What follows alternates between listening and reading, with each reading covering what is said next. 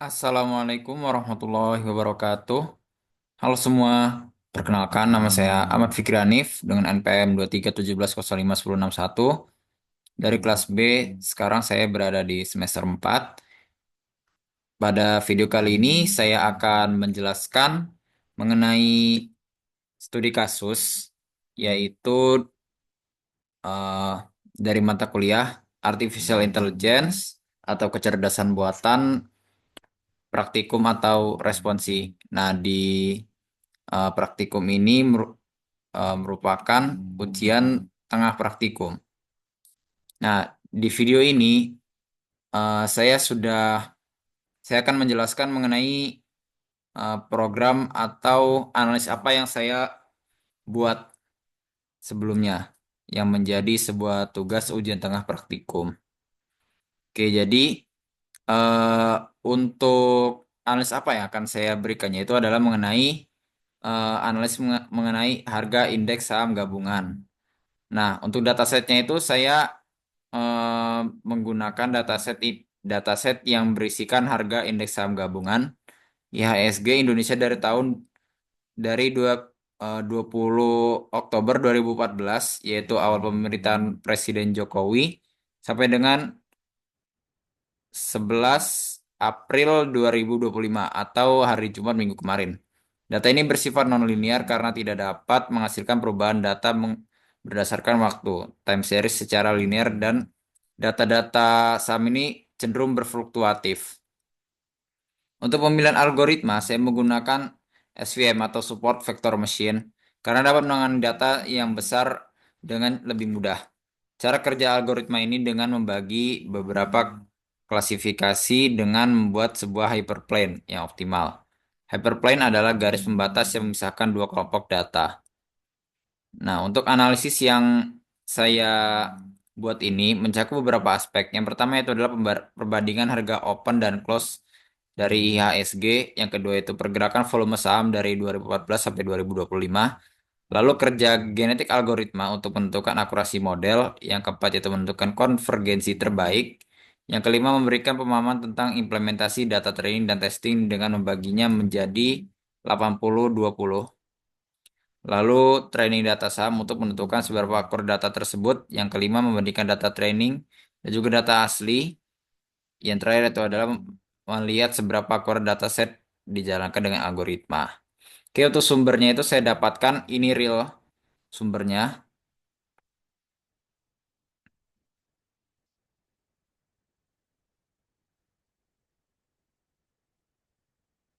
Oke, ini untuk sumber data yang saya dapatkan dari Jakarta Stock Exchange Composite JKSE.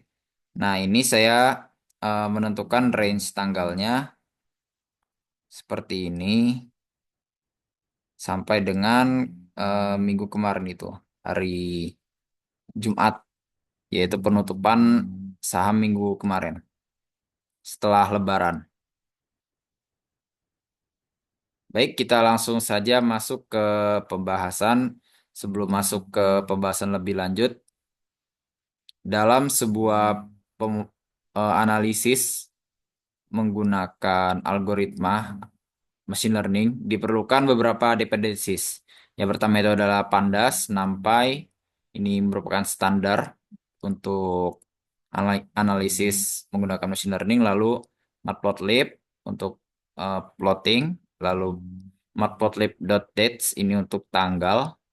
Lalu seaborn, lalu random. Nah, ini untuk pemodelan menggunakan scikit-learn, yaitu untuk SVM saya menggunakan support vector classification atau SVC. Lalu ini untuk yang lainnya seperti ini ada akurasi, mean absolute error dan mean square error, lalu classification report. Nah, untuk datasetnya ini sudah saya import. Ini untuk datasetnya sama seperti ini. Nah, untuk atribut-atributnya yang ada itu ada terakhir, pembukaan, tertinggi, terendah, volume, dan juga perubahan tiap harinya seperti itu. Setiap harinya ada persentase perubahannya. Nah, untuk tanggal ini saya jadikan sebagai sebuah indeks. Oke, ini saya lakukan untuk melihat info tipe data tersebut. Ini masih objek. Baik, kita pertama langsung masuk ke pre-processing data. Pertama, kita convert data-data ini ke dalam string supaya lebih mudah dikonversi ke numerik. Seperti ini. Lalu kita cek infonya sudah menjadi string.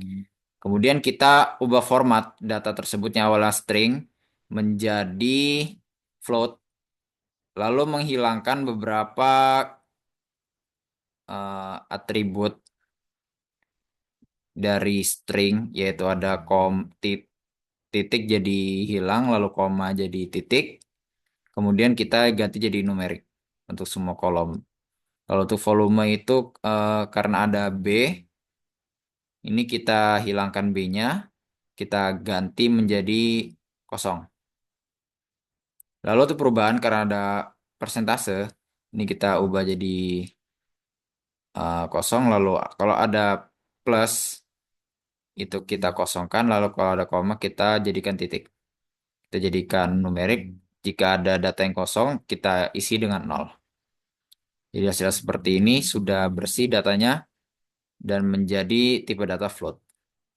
Baik, ini saya membandingkan antara eh, kolom terakhir dan juga pembukaan sini.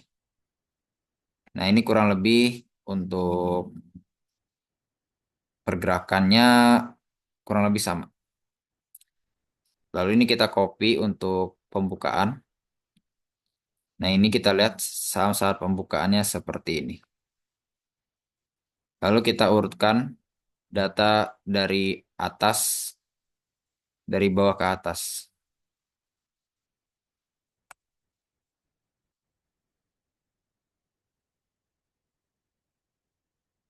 Oke, lalu kita urutkan datanya dari supaya dari bawah ke atas untuk mempermudah saat untuk split data training dan testing.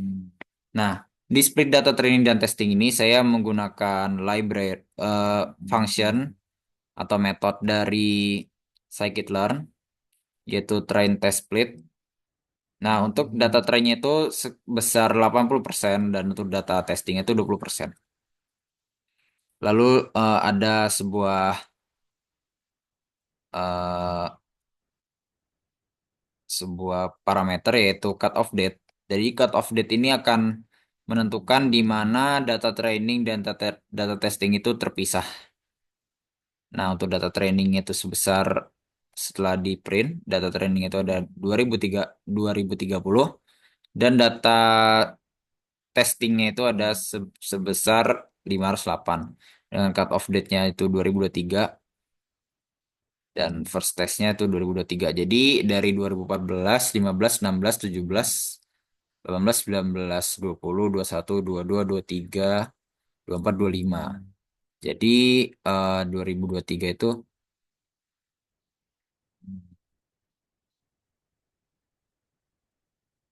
jadi sudah benar, jadi 2023 itu cut off date-nya berada di bulan ke-10. Namun karena saham itu tidak selalu tidak tidak buka di hari Sabtu dan Minggu dan juga di hari-hari besar sehingga eh, splitnya itu sudah benar seperti itu. Oke, ini untuk plotting split untuk memunculkan cut off date-nya. Nah, ini untuk menambahkan fitur waktu lag dan rolling. Nah, eh, untuk open untuk ini saya tambahkan day of week, lalu minggu, bulan, tahun, dan juga dan yang lainnya. Lalu ini kita buat time feature. Jadi ini kita jadikan sebuah waktu ini berdasarkan waktu. Nah, seperti ini. Day of week jadi eh, hari di minggu keberapa ini. lalu minggu ke 43 di tahun itu, lalu bulan ke 10 tahunnya 2014. Nah, kemudian ada open luck, lalu ada luck. Luck itu merupakan data data terakhir atau data saat buka saat akan buka kembali seperti itu. Oh, data terakhir, data luck itu adalah data terakhir. Nah, ini eh, tanggal 10 maka akan buka di tanggal 11 itu adalah seperti ini. Jadi data luck itu lebih lambat satu ini, shift satu ini. Kemudian ada rollman. Nah, rollman ini merupakan eh, dat- rata-rata 3 hari pembukaan saham itu. Nah, seperti ini nih rata-rata dari sini. Rata-rata dari sini. 3 hari pembukaan saham. Oh, sini. Rata-rata ini. Jadi yang ini. Seperti itu. Oke, ini kita masukkan featuresnya. Kalau target jatuh classification. Untuk data trainnya itu kan sebelum cut off date. Untuk data test itu setelah cut off date. Lalu data train seperti ini. Oke, ini kita membuat sebuah box plot di mana terdapat beberapa kelas klasifikasi harga saham, di mana harga rendah itu di bawah 5.732, untuk sedang itu 5.000, di antara 5.700 sampai 5.655, dan tinggi itu di atas 6.555. Seperti ini. Kini saya sudah memberikan klasifikasi berdasarkan kelasnya itu. Baik, selanjutnya kita eh, sudah dari pre-processing data.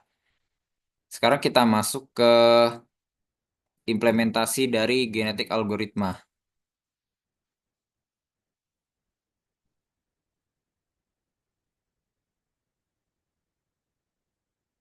Nah, baik, sebelumnya saya ingin menambahkan kembali. Jadi ada atribut-atribut penting. Ini atribut pembukaan, yaitu dari copy, copy dari data frame yang pertama. Lalu yang atribut-atribut selanjutnya itu kita masukkan. Kemudian ada atribut eh, atribut yang lainnya dan ada klasifikasi. Nah, klasifikasi itu berdasarkan eh, quantity, kuan, quantity ini, kuantitas. Jadi data itu di split seperti ini nih. Ada kelas-kelasnya. Nah, kuantitas ini, quantiles ini sangat mempengaruhi akurasi model yang dijalankan. Seperti itu. Nah, kita bakal bahas setelah implementasi genetik algoritma. Nah, pertama kita populasi eh, mela- kita masuk ke pembahasan genetik algoritma. Pertama kita melakukan inisialisasi parameter untuk genetik algoritma. Untuk populasi ini saya masukkan random saja, yaitu 20. Untuk n generation ini saya berpatokan kepada parameter yang ada. Lalu karena parameter ada 1, 2, 3, 4, 5, 6, 7, 8, 9, 10. Oh, kalau di sini ada 1, 2, 3, 4, 5, 6, 7, 8, 9. Nah, di features ini ada 9. Oh, pembukaan ini tidak masuk karena ini bukan featuresnya. Featuresnya tidak masuk. eh, Makanya saya melakukan generasinya itu ada 9. Ada 9 generasi. Oke, untuk mutation rate-nya ini 0,1, lalu turnamen size atau pada saat persilangan itu ada 3. Oke, ini saya menggunakan standar scalar untuk standarisasi datanya. Baik, di sini merupakan tahapan-tahapan dari genetik algoritma. Yang pertama itu adalah inisialisasi kromosom awal. Nah, saat inisiasi kromosom awal itu eh, seperti ini. Lalu ukuran itu berdasarkan dari panjang fiturnya itu. Fiturnya ada di sini. Ada di panjang, ada di jumlah fiturnya itu kan karena ada 9. Jadi populasi ada 9 berdasarkan generasinya juga. Ini populasi awalnya. Oke, lalu melakukan fitness evaluasi dari populasinya itu. Oke.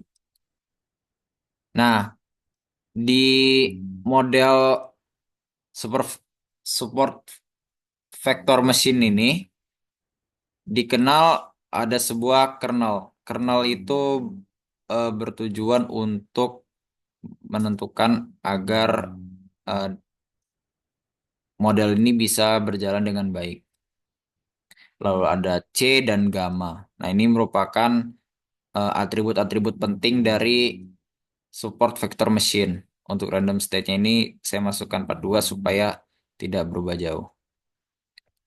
Lalu melakukan seleksi populasi dengan 3 kali turnamen sebagai parameter. Oke, seperti ini untuk melakukan turnamennya. Lalu selanjutnya melakukan crossover pada orang tua, yaitu parent 1 dan parent 2. Lalu akan menghasilkan child 1 dan child 2. Lalu, karena parent ini diambil dari poin yang lebih. Parent 1 ini dari poin eh, lebih depan. Untuk parent 2 ini poinnya yang lebih belakang. Kalau child 2 kebalikannya. Selanjutnya melakukan mutasi acak. Nah, mutasi acak ini menggunakan metode random karena mutasi itu tidak berjalan linier. Mutasi itu berjalan secara non-linier, sehingga menggunakan random. Oke, lalu, baik setelah inisialisasi dan juga tahapan genetik algoritmanya, sekarang kita masuk ke algoritma, cara kerja algoritma genetik itu sendiri. Nah, di sini saya melakukan inisialisasi terhadap base generation dan base fitness, lalu all population dan base akurasinya itu jadikan sebuah list. Nah, ini populasi itu kita ambil dari ini population ini.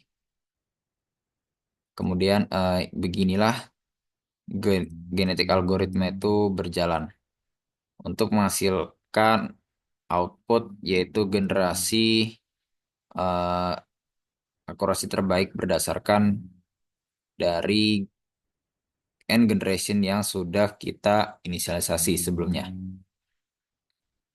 Nah, untuk eh, generasi ini bakal keluar sebanyak 9 kali. Dengan akurasinya itu di atas 94%. Dengan akurasi terbaiknya itu ditemukan pada generasi ke-7. Lalu untuk individu terbaik kombinasi fiturnya itu adalah seperti ini. Nah, untuk kombinasi fitur ini menjadi sebuah binary.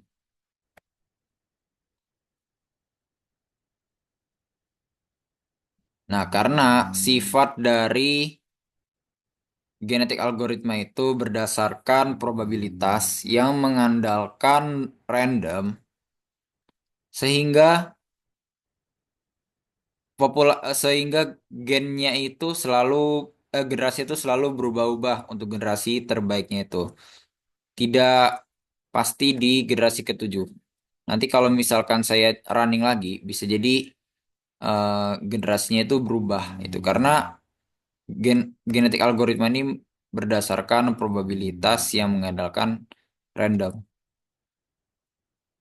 Nah, untuk fitur yang selalu keluar sebagai individu terbaik itu ada day of week, day of year, dan overall man. Nah, untuk yang selalu menjadi individu terbaik itu adalah overall man. Sudah saya coba running berkali-kali. Untuk individu terbaik itu adalah Open Rollman 3. Karena Open Rollman 3, Open Rollman ini, oke nanti saya jelaskan di kesimpulannya. Nah, ini untuk plotting konvergensi genetik algoritmanya, yaitu ada di generasi ke-7, ini yang terbaiknya. Nah, ini juga selalu berubah-ubah untuk grafiknya ini, karena berdasarkan probabilitas. Nah, ini untuk box plotnya. Setelah dari genetik algoritma, kita sambung ke implementasi model SVM. Nah, model SVM ini bekerja berdasarkan kernel C dan juga gamma yang merupakan parameter dari support vector machine. Nah, karena kolom OpenRollman 3 ini selalu menjadi gen yang terbaik di skala genetik algoritma, maka ini saya jadikan sebagai prediksi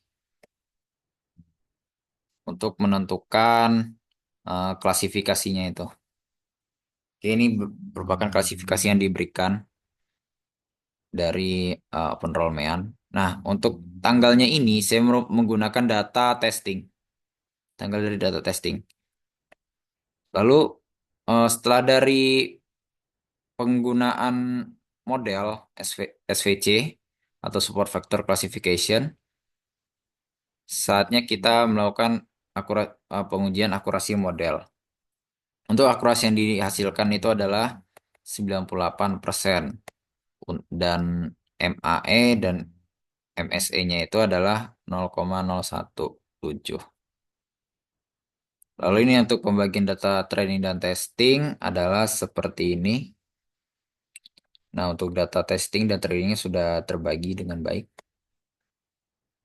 Oke, ini lalu kita memberikan warna dan label pada per kelas. Untuk biru itu rendah, orange itu sedang, dan hijau itu tinggi. Seperti ini. Dengan batas kelasnya adalah sebagai berikut. Sama seperti sebelumnya. Untuk kuantil ini saya bagi menjadi 3 yaitu 0,33, 0,67 dan juga 0 dan sampai 0,67 ini jadi saya bagi menjadi 3 kelas. Ini 0,33 ke bawah, 0,33 sampai 0,67 dan juga 0,67 ke atas. Oke, jadi hasilnya adalah sebagai berikut. Kemudian eh, ini merupakan forecasting data dari awal pemerintahan Pak Presiden Jokowi sampai dengan eh, se- minggu kemarin hari Jumat, yaitu sudah masuk ke masa pemerintahan Pak Prabowo, adalah seperti ini. Jadi datanya sahamnya itu cenderung menaik, tapi terdapat penurunan di tahun 2020 karena 2020 sampai dengan 2021 karena terjadinya masa COVID.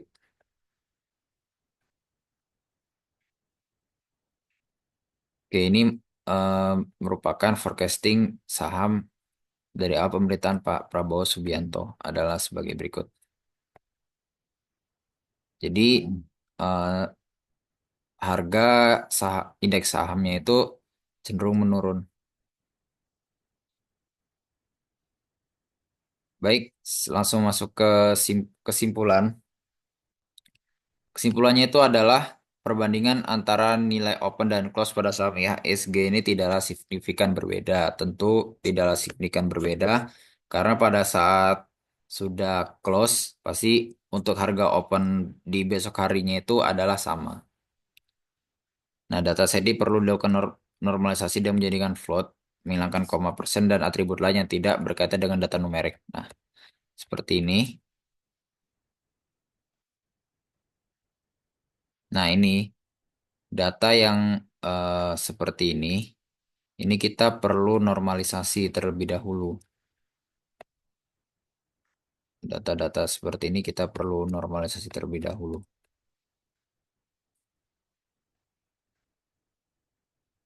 Lalu, dataset memiliki beberapa akurasi yang besar, sehingga sesuai antara training dan testing. Sudah mencapai lebih dari 98%. Akurasi antara konvergensi genetik algoritma dengan model SVM sudah mendekati sempurna dengan akurasi di atas 90%. Lalu konvergensi genetik algoritma selalu berubah-ubah untuk genetik terbaiknya karena genetik algoritma bersifat probabilitas yang memiliki random sehingga tidak bisa dilihat gen terbaiknya setiap kali running. Lalu fitur pembukaan harga saham sangat relevan untuk dijadikan sebagai model karena menemukan nilai historis atau pola statistiknya sebagai penentu kelas harga selanjutnya. Lalu fitur Open Roll Mean menjadi fitur yang terbaik setelah beberapa kali running sebab fitur ini menerangkan gambaran tren jangka pendek jika dalam 3 hari terakhir harga naik, kemungkinan besok hari akan naik.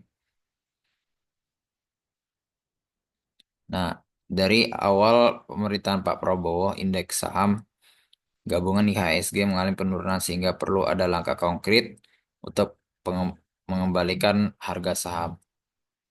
Nah, untuk kesimpulan terakhirnya itu adalah implementasi support vector machine yang dikombinasikan dengan genetik algoritma untuk fitur selection terbukti dapat meningkatkan performa model dalam klasifikasi harga saham. Dia berhasil mengidentifikasi fitur yang relevan seperti open rollman sehingga proses modeling menjadi lebih efisien. Pendekatan ini dapat digunakan untuk mendukung pengambilan keputusan dalam analisis teknikal saham secara lebih cerdas dan terarah. Untuk selanjutnya itu eh, harapannya agar bisa memodelkan prediksi saham di tanggal selanjutnya. Nah, itu yang masih perlu saya perdalami kembali.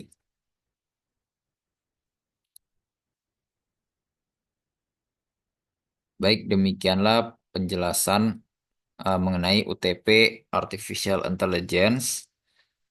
Jikalau ada salah kata, saya mohon maaf. Saya akhiri. Wassalamualaikum warahmatullahi wabarakatuh.